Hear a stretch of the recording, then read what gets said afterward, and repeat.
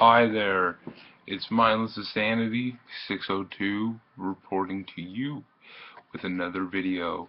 And in today's video, which is day 20 of my 31 days of horror film reviews, we're going to be taking a look at a 1983 film called Curtains, which is a 1983 R-rated 89-minute crime horror mystery film from Richard Kapuka or something, I don't know. Anyways, Curtains. This. I can't believe that both this and Prom Night were, which I picked up both of their Blu-ray releases, which, you know, they seem well worth the upgrade for anybody who's interested in, you know, who has been overly forced by the Echo Bridge, you know, mini multi-feature sets where they just slap a whole bunch of random, like 20 other films with, like, Curtains or whatever titles they get. Just slap a whole bunch of, you know, random films that don't really belong together, and boom, you have a multi-feature set with them. And I can't believe that Prom Night and this have finally been broken out of their Echo Bridge shackles. My favorite film of all time was in the Echo Bridge shackles, which, you know, was from my favorite film of all time is From Dusk Till Dawn. Thank goodness. I don't hate Echo Bridge. I seriously don't, but I don't think they're bad as people claim them to be. They have their problems, but I don't think that they're bad. They just don't know how to properly respect films that deserve so much better. Hellraiser, the Halloween films, those deserve a lot better than just to be slapped in a multi-feature shit with low-grade shit as whatever independent film or Full Moon and Asylum garbage that they have. Prom Night deserves better. Even a film that I don't like, Howling, but the Prom Night, they're not them. Whatever. Anyways, we got Curtains,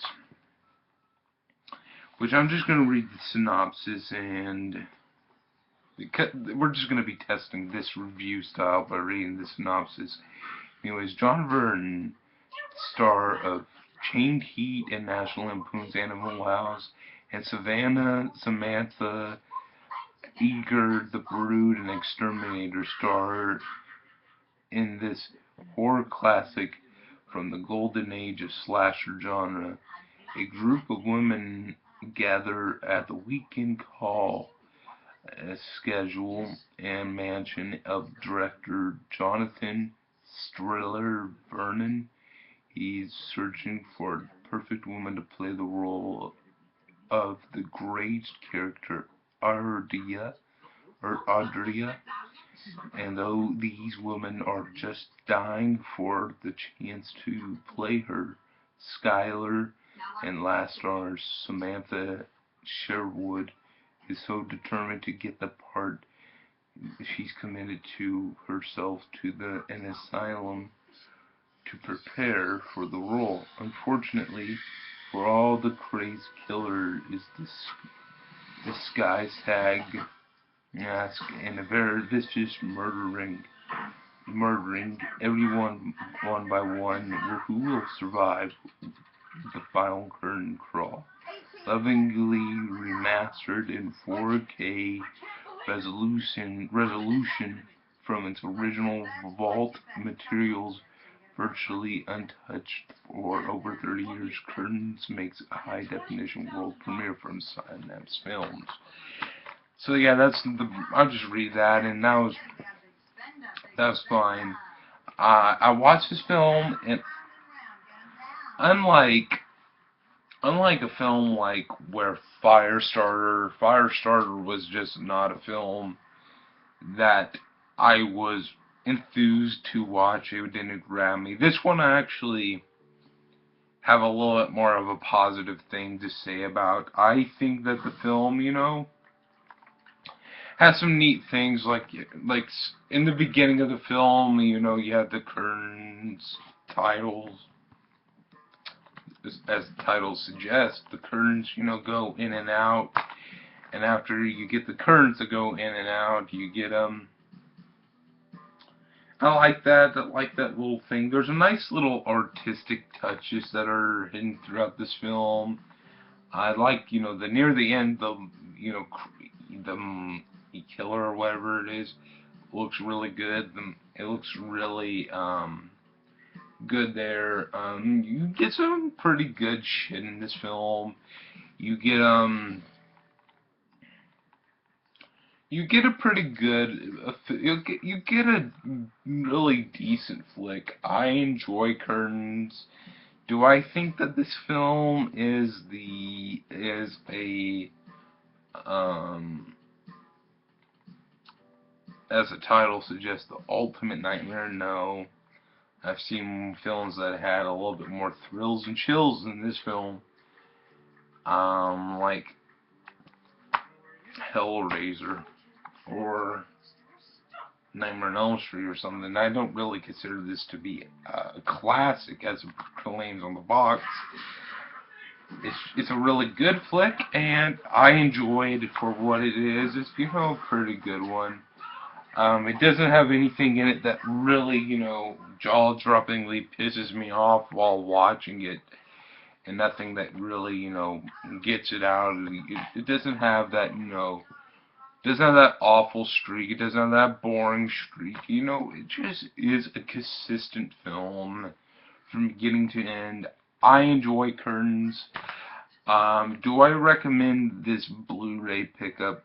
If you're a huge Curtains fan, pick it up, because pick this one up because sure, it's not Scream Factory. Scream Factory kicks ass. This is from Synopsis Films, and Synopsis, they did the 42nd Street Forever Blu-ray, which is currently my favorite Blu-ray in my collection, next to the Halloween Complete Collection, 42nd Street Complete Collection, and that, because 42nd Street Forever, the Blu-ray edition's awesome. 3 hours of like trailers to grindhouse films. Synapse put that out. That's my favorite release of theirs. And I only own 3. I own that one, this, and Prom Night I recently acquired along this. I think that they did the original. I think that they did the original Texas Chainsaw Massacre, and if they did, then I own that one. It's original Blu-ray release. I own that one. And I think this is good. Sure, you may be able to pick up this film alongside other 20 other crappy films that you will probably never want in your collection, in a terrible DVD pack, or you get the Blu-ray, better picture quality, better presentation. Like, they seriously went through a good amount of time and effort, like, get that crazy looking thing, trying to get the fucking disc out, but I'm looking like an asshole doing so. There you go, good disc. I applaud them for their efforts.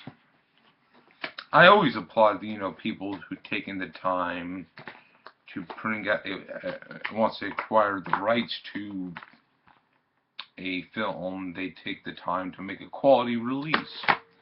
Halloween the Curse of Michael Myers had a pretty shit time before the Halloween Complete Collection came along, and then in terms of Blu-ray and DVD releases, Halloween the Curse of Michael Myers had a shit time in terms of extras. But every release I've seen of that film, in terms of picture quality, it looked good. But I'm glad to see, you know, the good films from the Echo Bridge Vault, you know, getting out of their shackles and getting proper treatment. Like my favorite film from Dusk Till Dawn's getting hopefully a proper Blu-ray release from Lionsgate that's coming out. I already own the Canadian Blu-ray because for a short while I owned the 4-pack that contained all 4 films on one disc. And I feel dirty. I feel dirty owning my favorite film of all time in any Echo Bridge form. It just feels dirty. Feels like the film deserves much a better treatment. And I think the Alliance Atlantis Blu-ray release did a better job there in that department. Echo Bridge, don't get me wrong, I don't hate them. I think they kick ass. I do love their, I love their method, but just keep it to your,